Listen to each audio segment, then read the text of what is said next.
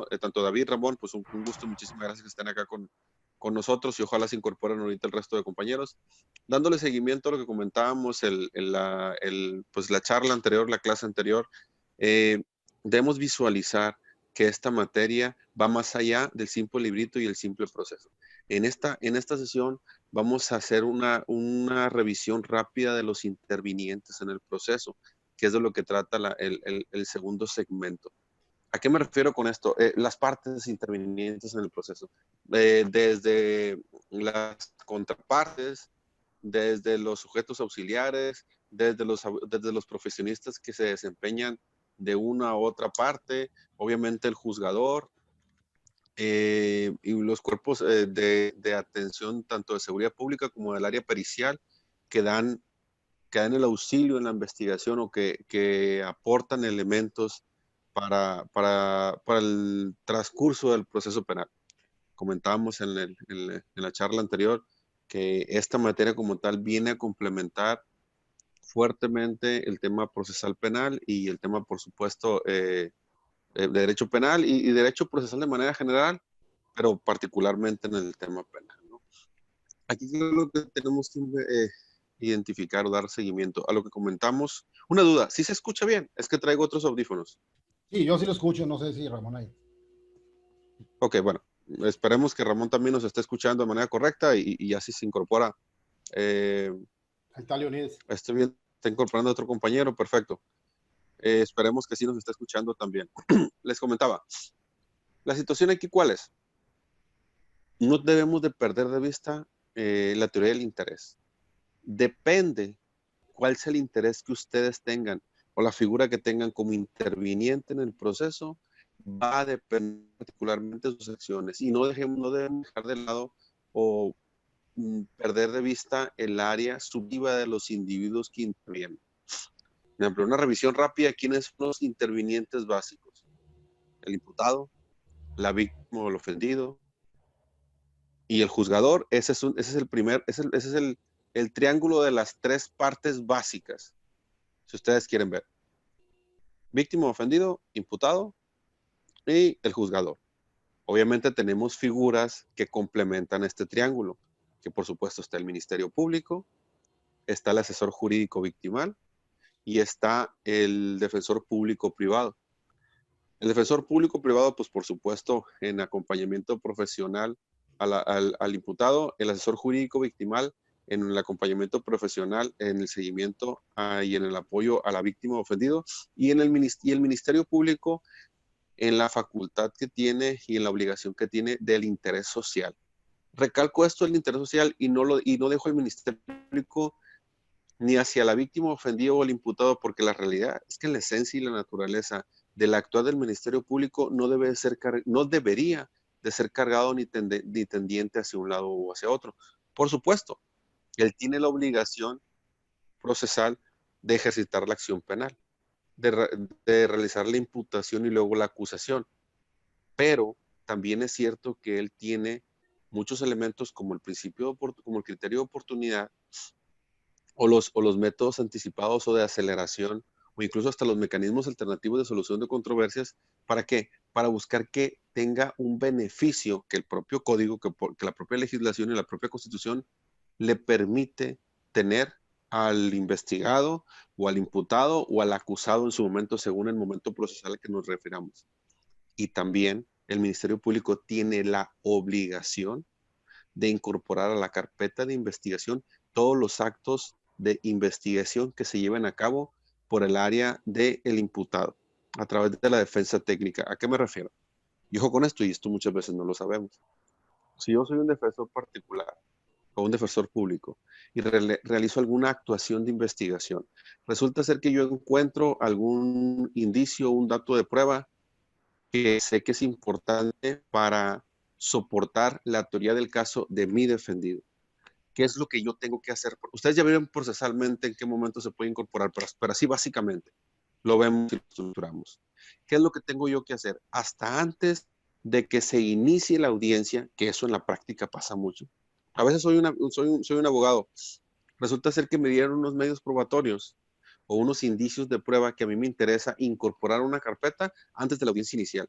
yo le puedo correr traslado al Ministerio Público hasta el momento antes de que inicie la audiencia. Y eso pasa mucho en la práctica, se los digo, como abogado litigante. Yo he estado afuera esperando, en la sala de espera. Me han llegado con pruebas y en el momento que llegue el Ministerio Público, yo como defensa le puedo decir, Ministerio Público, te corro traslado a estos medios probatorios. Y él, ojo con esto, a pesar de las premuras, tiene la obligación de al momento de recitar o comentar ante el juez la estructura de su investigación, va a decir, y su señor, después de todos los elementos que él tiene, dice, su señoría, me acaba de correr traslado a la defensa de estos medios probatorios. A lo mejor alguna documental pública, a lo mejor una documental privada, a lo mejor lo que ustedes quieran. Ojo, no olvidemos que en derecho penal la prueba plena o la prueba tasada ya no existe. Existe la libre y lógica valoración de la misma. Entonces, ningún documento, ni siquiera público, tiene en derecho penal el carácter o la jetatura de prueba tasada, que sí lo tiene en derecho civil o prueba plena. Ni siquiera un acta protocolizada, ni siquiera un acta de nacimiento, a ese nivel. Entonces, ¿qué es lo que se tiene que hacer?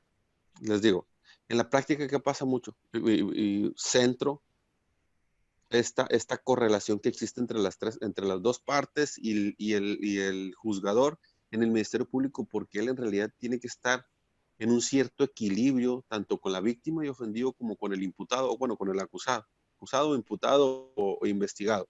Porque si bien es cierto, no olvidemos que él es un servidor público que tiene la obligación de realizar los actos de investigación a través de los cuerpos de asistencia que tiene, llámese el área pericial o llámese las policías de investigación. Entonces, él también tiene la obligación de que si está investigando a el sujeto A, porque supuestamente cometió un delito en contra del sujeto B, pero él tiene la obligación a que si en su investigación encuentra elementos donde demuestran que el sujeto A no es el representante, él tiene la facultad a través del criterio de oportunidad y de otros elementos procesales que marca el propio código de desistir de investigar a un sujeto, ya sea porque no tenga los elementos suficientes para ejercitar una acción penal o porque encontró elementos donde le demuestran que esa persona no es la culpable. Les voy a poner un ejemplo. Resulta ser que el Ministerio Público llegan y le presentan a los policías una persona que supuestamente asaltó un Oxxo.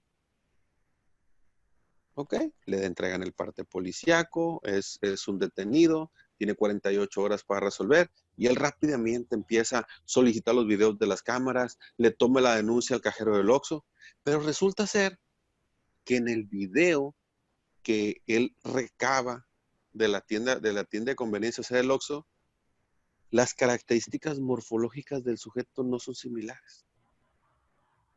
Entonces, en ese momento, aunque esté detenido el sujeto, el Ministerio Público puede aplicar criterio de oportunidad. Obviamente, en su momento, se lo va a mencionar al juez y le va a decir, señor juez, me presentaron a este individuo, pero con los indicios y datos de prueba, me hace presuponer que él no es la persona que se está mencionando como, o que se le está señalando como la persona que haya cometido. A lo mejor suena un poco en el imaginario, pero imaginemos, me presentan un detenido, pero antes de esas 48 horas llega la defensa con un reporte de barandilla y con las cámaras y solicitando al Ministerio Público que solicite las cámaras de barandilla y los reportes de barandilla porque ese individuo no pudo haber sido, porque ese individuo lo acaban de soltar de barandilla y allá fuera de barandilla los municipales lo agarraron y lo presentaron y lo están inculpando. Eso sí pasa, y sí ha pasado. Que es otra técnica que utilizan mucho los ministerios públicos y los agentes de investigación cuando hay un hecho que no pueden acreditar flagrancia, ¿qué es lo que regularmente hacen? te mandan a los policías preventivos y te meten a barandilla por faltas 30 o 36 horas. Y en lo que te meten por faltas, el Ministerio Público se apura a recabar datos e indicios de prueba para solicitar la orden de aprehensión. Y en cuanto lo ponen en la banqueta, en cuanto sale el individuo de las instalaciones de barandilla, le están ejecutando la orden de aprehensión en la banqueta. Eso también pasa mucho. Prácticas buenas, prácticas malas, sirven, no sirven, eso tuviera que valorarse según el caso concreto. Yo les estoy hablando de la realidad y de la práctica. Una cosa es el ser y otra cosa es el deber ser. Hay que entender los dos escenarios y hay que entender cómo acotamos o acortamos la brecha entre el ser y el deber ser. ¿Por qué les digo esto? Porque por supuesto necesitamos buscar que se cumplan los preceptos constitucionales y legales y todos los principios. Pero bueno, siguiendo o dándole seguimiento al tema del Ministerio Público como tal. Para mi muy particular punto de vista, es la figura esencial en el proceso. Porque les digo, está obligado a incorporar los elementos y datos de prueba, por lo menos hasta la etapa intermedia, que ambas partes presenten. Ambas partes quienes son víctima o ofendido e investigado. Después imputado y después acusado. Pero el Ministerio Público, por lo menos en las primeras dos etapas del proceso, que es la etapa inicial y la etapa intermedia, está obligado a que el informe de ambas partes, haga una evaluación, una teoría del caso y se la presente al juzgador. Ese es el trabajo del Ministerio Público. Esencialmente en el litigio, ese es el trabajo del Ministerio Público. Ojo, ya que pasa el Ministerio Público a una etapa de juicio, eso ya es otra cosa. Porque ya el Ministerio Público, ahí sí, prácticamente toma una partida, se pudiera decir. Ahí sí, se carga prácticamente y totalmente hacia la víctima ofendido y realiza directamente el desahogo de los medios probatorios que se aprobaron en la audiencia intermedia para poder concretar las aseveraciones que tiene en su teoría del caso para que el juzgador declare culpable al acusado en ese momento. Pero hasta la etapa intermedia, que es la segunda etapa, el Ministerio Público juega un papel de fiel o de equilibrio, donde él tiene que recabar la información. Y esa información recabada tiene que presentársela al juzgador y el juzgador con esa información es con la que tiene que tomar una decisión. Entonces, nos regresamos un poco. Recuérdense, un triángulo básico. El juzgador, la parte superior. Y en las dos esquinas, en las dos esquinas, víctima ofendido y el investigado, imputado o acusado, según la etapa procesal a la que nos refiramos. Y por ahí, entre medio de los dos, encontramos al Ministerio Público, que les digo, es el que tiene que recabar la información, tiene que generar su propia teoría del caso. Y ojo, el Ministerio Público genera una teoría del caso. El asesor jurídico victimal puede generar su propia teoría del caso y el asesor jurídico victimal en audiencia puede pedirle al juez que se incorporen elementos que el Ministerio Público o que se puntualicen elementos que el Ministerio Público no está tomando en cuenta dentro de la carpeta de investigación. Y también puede aportarle elementos de investigación al Ministerio Público. Por ejemplo, asesores jurídicos victimales privados también, porque tanto puede ser defensor del imputado, del acusado o del investigado, público como privado, como también puede haber asesores jurídicos públicos o privados. Personas que contratan a su asesor jurídico y ese asesor jurídico realiza acciones de investigación y aporta medios y datos de prueba a la carpeta. ¿Para qué? Para que el Ministerio Público tenga una mejor estructura o tenga mejor soportada su teoría del caso y pueda realizar el ejercicio de la acción penal ante la autoridad jurisdiccional. Entonces les digo, nos regresamos. Juzgador, víctima o ofendido, investigado, imputado o acusado. El Ministerio Público en medio de los dos, por lo menos hasta la etapa intermedia, y por supuesto el asesor jurídico victimal apoyando a la víctima ofendido y el defensor público privado apoyando al imputado. ¿Y quiénes son el resto de individuos que intervienen? Bueno, pues intervienen un mundo de personas según la complejidad del caso concreto. Incluso los testigos o los peritos, pueden intervenir un notario. Tú puedes citar a un notario porque se esté presentando no sé, una carta poder o se esté presentando algún documento que yo considero que no fue apócrifo, que es apócrifo, y yo puedo pedirle al notario que corrobore que su certificación haya sido apegada a la legalidad, que realmente hayan estado presentes los individuos con él cuando firmaron ese contrato o ese convenio o ese pagaré. O sea, podemos citar a una infinidad de personas, pero que estén vinculadas o relacionadas. A las personas que más se vinculan, ¿a quiénes son? A los policías. Ya sea a los que llevaron a cabo una detención porque haya sido una flagrancia, o a los policías de la unidad especializada en ejecución de órdenes de aprehensión, o a los policías de investigación que están en las áreas de investigación según la agencia a lo que nos estemos, del delito que nos estemos refiriendo, y esos policías en sus acciones de investigación y en sus partes homologados y sus informes policíacos, ellos tienen que ratificar esos informes policíacos en las audiencias. Entonces, ellos muy probablemente van a tener que estar ahí. Y en muchas ocasiones son desde los policías preventivos, desde los tránsitos. Los policías municipales, por supuesto, también. Digo, y qué decir de los policías estatales, incluso policías federales, según el ramo federal, por supuesto, y los policías de investigación. ¿Quiénes más van a intervenir? Que regularmente intervienen los peritos, según el tipo de delito. Todos los delitos que tengan que ver con violencia familiar, todos los delitos que tengan que ver con delitos sexuales. La principal o la mayoría de los peritos que encontramos en esas áreas son los peritos psicológicos. Y obviamente, si hay algún daño, si algún menoscabo a la integridad física de la persona, pues el dictamen médico. Si hubo alguna violación, algún intento de violación, bueno, hay que analizar si hay algún fluido, si hay alguna genética, por citar un perito genética.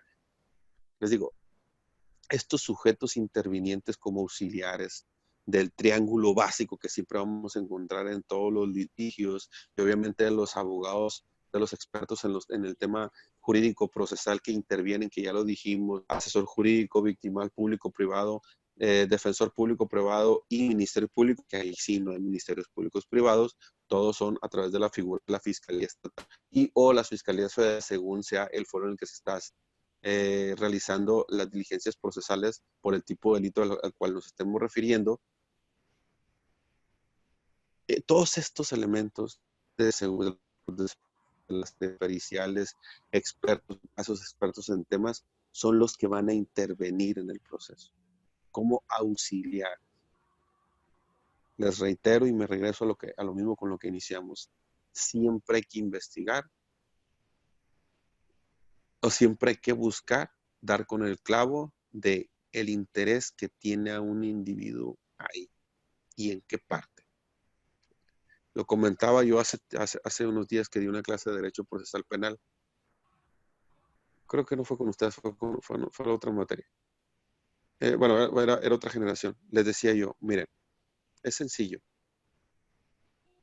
La mayoría de los ministerios públicos te presionan o te dicen o te dan muchas largas, para un ejemplo, para darte un beneficio de un abreviado. Pero yo les soy sincero, no hay un ministerio público que se quiera ir a juicio. Y les voy a decir por qué. Regularmente un ministerio público se va a juicio cuando no se puede ir a juicio porque no puede tener derecho a un abreviado, porque esta persona cae en los supuestos del propio código donde no puede tener el beneficio, o porque se lo indican sus superiores, o porque el imputado no quiere aceptar el trato que le está presentando. Y les voy a decir por qué. Porque al Ministerio Público le pagan lo mismo irse con un abreviado y le cuenta igual el número que irse a un juicio donde por lo menos se va a llevar 15 días prepararlo y 15 días en desahogar un juicio. Entonces imagínense con toda la carga de trabajo que ellos traen. Con toda la carga de trabajo que ellos traen, regularmente lo que quieren es suspensiones o abreviados. Por eso el 95% o 98% se va por suspensiones o abreviados. Les digo, y no es que sea malo que se vaya así. Al contrario, es un beneficio que tiene el imputado. Pero hay que ver qué hay hasta dónde y cómo se considera ese beneficio, cómo se toma. Les digo, y a lo mejor no es porque el Ministerio Público sea malo. Ustedes también pónganse, donde ustedes laboren, pónganse a pensar. Yo tengo una salida donde tengo una resolución que no voy a terminar afectando a nadie porque al final de cuentas va a aceptar la culpa, va a tener una penalidad, va a tener que reparar el daño. Y si no me voy por esa vía alterna, o sea, por esa vía de aceleración, voy a tener que aventarme un mes teniendo que dejar de lado todos mis demás pendientes para poder llegar al mismo resultado. ¿Ustedes no buscarían siempre que se fuera por una abreviada? O sea, es hasta por lógica. Si te pones en los zapatos de ellos, porque es el interés de ellos. ¿Cuál es el interés? Cumplir con su trabajo, dar números. Y ser un sujeto importante dentro del propio proceso, porque algunos de ellos luego buscan otro tipo de labores, ¿no? Ya sea iniciativa privada o iniciativa pública. Entonces, volviendo al triángulo básico de juzgador, víctima ofendido y el imputado, el Ministerio Público como un equilibrio que es el que recibe realmente los elementos y los datos de las dos partes y luego se las presenta al juez en su teoría del caso. Por supuesto, esto puede ser complementado o complementado por el asesor jurídico victimal y se va a buscar desvirtuar por parte de la teoría del caso de la víctima, digo, del imputado. ¿A través de qué? De todos los elementos que se encuentran objetivos y subjetivos alrededor del hecho punible y de todos los individuos, todos los sujetos que se van a tener que apersonar en alguna de las etapas procesales para buscar demostrar cuál es la teoría del caso que es la más apegada a la realidad. La de la víctima ofendido, o sea, la del asesor jurídico victimal, o sea, la de la víctima ofendido, la del Ministerio Público que debe de traer los elementos de los dos, o la del imputado, acusado o investigado según la etapa procesal a la cual corresponde. Entonces, en esa estructura, desde el punto de vista de la justicia penal y adversarial, tenemos que entender que entramos en un combate, en un conflicto, en una confrontación. ¿Cuál es la parte que me toca a mí hacer? ¿Cuál es mi responsabilidad? ¿Cuáles son mis alcances? ¿Cuál es mi objetivo dentro del proceso? Y según el objetivo que tú tengas como individuo, es cómo vas a actuar. Ojo, tienes que atender un marco jurídico, tienes que atender un marco constitucional y legal, pero en los propios elementos o facultades que te dé ese marco jurídico, constitucional, legal y convencional, tú te vas a mover y tú vas a pelear y tú vas a argumentar y contraargumentar. ¿Cuál? ¿Con qué vas a argumentar y contraargumentar? Con los elementos que tiene alrededor del caso. ¿Y con qué más? Por supuesto, siempre buscando sobreponer el interés de tu responsabilidad o el papel que tú estás jugando por encima de la contraparte. Les digo, incluso hasta en el tema del Ministerio Público. ¿Ellos qué quieren? Sacar trabajo. ¿La víctima ofendió qué quiere? Que quien haya transgredido su figura jurídica le pague, le repare el daño y le pague a la sociedad. Que cumpla una pena, que se le sentencie culpable. ¿Cuál es el trabajo del imputado, del asesor jurídico, del defensor público privado? Buscar, integrar elementos que desestimen la culpabilidad, bueno, desestimen algunos de los elementos esenciales en contra de su defendido, ya sea porque sea su trabajo como asesor, como defensor público o porque sea su interés, porque le van a pagar sus honorarios y porque él quiere quedar bien con ese defendido para que lo recomiende con otras personas si está como defensor particular. Siempre hay una pequeña diferencia entre por supuesto, entre el defensor público y el defensor privado. No digo que buena, no digo que mala, lo que sí les puedo decir que por la poca experiencia que tenemos ahí es que sí hay una diferencia. ¿Por qué? Porque al defensor público le pasa lo mismo que le llega a pasar al Ministerio Público. Él tiene que presentar números. Y hay defensores públicos que están metidos todo el día en los juzgados y tienen 8 audiencias en un día. Le pasa lo mismo a los asesores jurídicos victimales públicos. Ahí están, tienen 5 o 10 minutos nada más para revisar una carpeta antes de una audiencia inicial. Entonces, ¿hasta dónde se pueden desarrollar profesionalmente? Pues la verdad es que son limitados.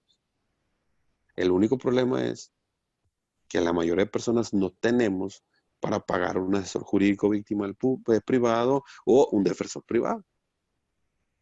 Entonces caemos en ese problema, pues. ¿Cuáles son los principales problemas que se tienen?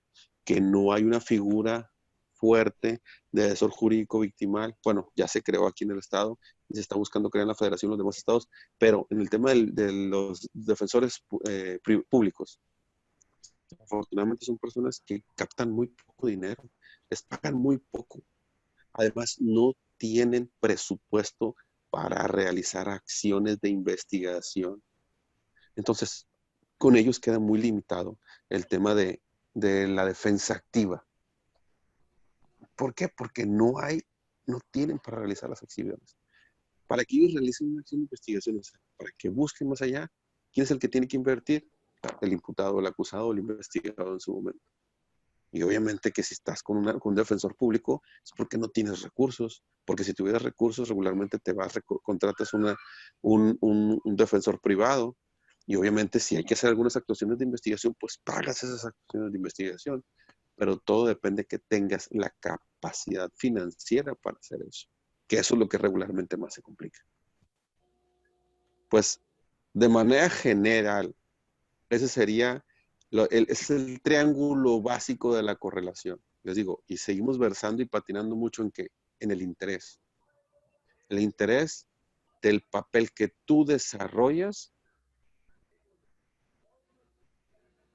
en ese proceso.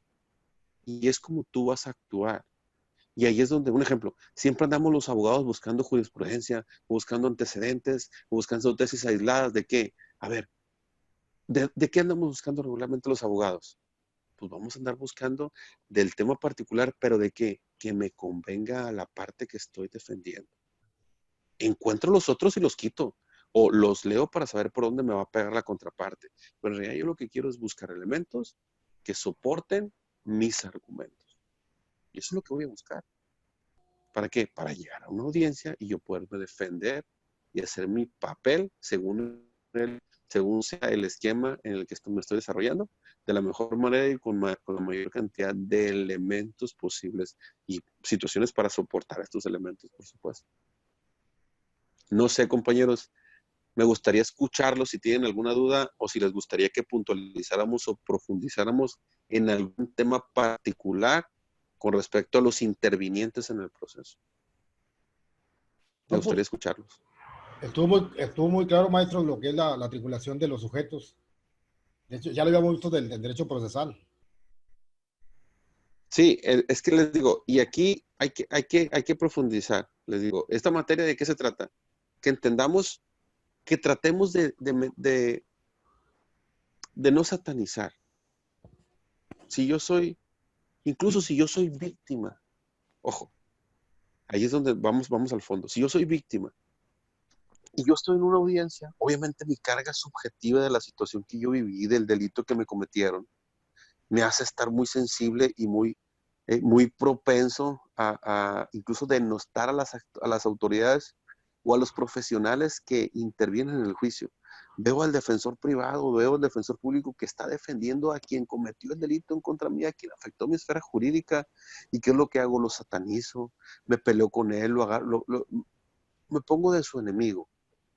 Y tenemos que entender como profesionales del derecho, en algún momento vamos a estar involucrados en alguna situación. Y cuando estemos involucrados, tenemos que entender o buscar entender cuál es el papel y la carga subjetiva que tiene ese individuo. ¿Para qué? Para ver cómo busco que se anteponga mi interés. Porque de eso se trata. Yo quiero que se haga lo que yo quiera o lo que a mí me conviene. ¿Cómo voy a lograr que se haga lo que quiero yo o me conviene? Analizando los elementos objetivos y los elementos subjetivos del caso concreto. Les digo, y en muchas ocasiones, los elementos subjetivos terminan siendo el fiel de la balanza más que los objetivos. Obviamente más cuando no hay los suficientes elementos objetivos. Cuando hablamos esto de los casos difíciles, seguramente en derecho hablamos de casos fáciles y casos difíciles. Casos fáciles se resuelven fácilmente con un silogismo. Premisa mayor, premisa menor, resultante. Se me hace que ya lo habíamos comentado. con un tipo penal. Comete delito de homicidio que prive la vida a otro. Pedro mató a Pablo, Pedro cometió delito de homicidio. Si no hay ningún atenuante, si no hay ningún agravante, si no hay ningún excluyente, si no hay alguna situación que afecte directamente a esa privación de la vida que pueda desvirtuar o que pueda modificar la resolución, pues se va con un silogismo básico. Pero cuando intervienen otros elementos es cuando se empiezan a volver complejos. Les digo, y entre menos elementos objetivos tengamos para poder resolver, tenemos que irnos con la subjetividad. Y en muchas ocasiones hay que ver la subjetividad del juzgador. ¿Qué tanta carga subjetiva tiene él con respecto a, es un juez progresista, es un juez reservado, es un juez de avanzada, es un juez que tiene una carga, incluso hay jueces que tienen mucha carga subjetiva en el tema de que, creo que por ahí, espero no equivocarme, que hasta ministros son. Ministros, y me refiero no de la corte, de alguna religión, o sea, tienen su propia carga subjetiva, porque son individuos. Son individuos y ellos tienen sus propias situaciones y los propios elementos a incorporar. Entonces, esa situación como tal, en esta materia tenemos que aperturar nuestro rango de visión y tenemos que analizar el contexto completo de lo que estamos desarrollando, de lo que estamos viviendo, de la responsabilidad que tenemos y hasta dónde y cómo le vamos a entrar a un tema concreto, siempre para qué, o siempre buscando qué, el, la parte que estoy defendiendo. Obviamente que si nos vamos al ser y el deber ser, pues en el deber ser lo que deberíamos de buscar es la justicia. Pero ojo con esto, porque hay muchos abogados que satanizan o que satanizamos oye, ¿cómo voy a defender a una persona que es culpable? Y no solo porque sé que es culpable, porque me está diciendo, no yo. O cuando defiendes a una persona que sabes que es culpable, o cuando defiendes a una persona, lo primero que le pides es que sea sincera contigo. Oye, ¿cometiste eso? No, pues sí lo hice. A ver, ¿pero qué pasó? Entonces te va dando elementos. Y esos elementos, ¿qué es lo que tú vas a buscar? Que se atenúe de la menor, que se atenúe lo más posible las consecuencias a este individuo. No porque quiero que caiga impune, no. Es porque hay que darle la mejor defensa para que tenga la mayor cantidad de beneficios sin salirnos del marco legal. O esa es la recomendación que yo les puedo dar. No sé si tengan algún como otro comentario. Maestro, el asesor jurídico puede ser de los dos, privado y público. El asesor jurídico victimal, hay asesores jurídicos victimales públicos, que son casi todos los que llevan, pero también tú, una víctima ofendido te puede nombrar a ti como abogado, nada más que ese es un abogado que tenga cédula y que esté registrado para poder litigar casos penales. Tú puedes ser asesor jurídico victimal particular también. Y regularmente es un nicho de trabajo que nos explota. Regularmente nos vamos como defensores, pero sí podemos ser asesores jurídicos victimales. Yo he sido asesor jurídico victimal en algunos casos. Ok. En su gran mayoría es público, en la mayoría. La mayoría son públicos, también los defensores, la mayoría son públicos, pero es menos, se sabe menos que existe la posibilidad de que asesores jurídicos también sean privados. Regularmente les voy a decir dónde se contrata más asesores jurídicos privados, cuando estamos hablando de temas patrimoniales, porque a mí a lo mejor, si tengo una empresa que me hicieron un robo en quebranto de una buena cantidad de dinero, a mí me va a interesar invertirle a un asesor jurídico victimal, que yo soy la víctima, que me ayude a hacer actos de investigación y que me ayude a qué? A apurar al Ministerio Público para que integre de la mejor manera posible la carpeta de investigación y realice la imputación a la brevedad posible. Ahí es cuando regularmente vemos asesores jurídicos victimales. Cuando hay un interés. Interés me refiero financiero, obviamente todos tenemos un interés de que se nos resarza el daño de la esfera jurídica que nos afectaron y que se castiga al culpable con las penas o medidas de seguridad que el propio Código Penal marca. Muy bien, maestro. Bueno. No, para mí Bueno, estuvo claro, maestro. ok, perfecto. Pues bueno, compañeros, si no hubiera algún otro comentario, aquí daríamos por concluida la charla y nos veríamos la semana próxima. Cuídense mucho. Esta situación que se está presentando en esta modalidad, pues por supuesto tenemos eh, por el speech de cierre, tenemos esta ventaja del poder hacer este tipo de conversaciones o desarrollar la clase a través de la plataforma y a través de estas aplicaciones tan benévolas. Si alguna situación particular tiene algunos de ustedes, me lo comunican y obviamente haremos las consideraciones adecuadas. Hay que cuidarse, hay que cuidar a su familia, hay que cuidar el entorno donde nos desarrollamos. Todos vivimos en este entorno y la recomendación o la solicitud que se le hace es que seamos puntuales, que seamos objetivos, que atendamos la información institucional y que nos cuidemos y cuidemos a los nuestros. Que estén muy bien, cuídense mucho. Igualmente, maestro. Gracias, igualmente estamos pendientes. Que estén muy bien, buenas Buenas noches. Leonidas y Ramón, buenas noches. Igualmente, David, buenas noches. Estamos. A sus órdenes.